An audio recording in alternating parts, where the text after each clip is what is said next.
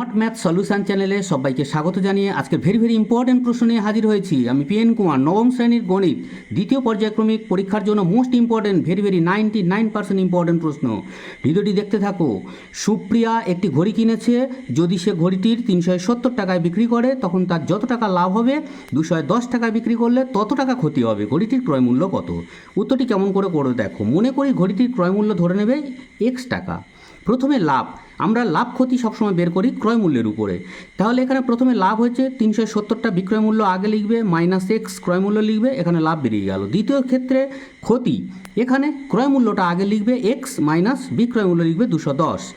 তাহলে শর্তানুসারে লিখে, যেহেতু বলেছে এখানে লাভ এবং ক্ষতি সমান, তাহলে 370 minus x is equal to x minus 210। এক্সগুলো সব একপারে করো।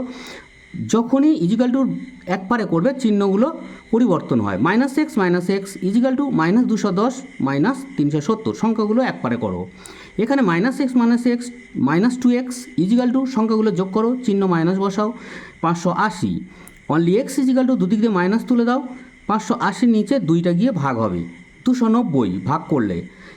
অতএব ঘড়িটির ক্রয় মূল্য 290 টাকা। ভিডিওটি ভালো লেগে থাকলে লাইক কমেন্ট শেয়ার করতে ভুলবে না, এবং কী ধরনের কন্টেন্ট পেতে চাও কমেন্ট করে জানাবে, এবং প্রচুর পরিমাণে ছাত্রছাত্রীদের মধ্যে শেয়ার করে দাও। ধন্যবাদ।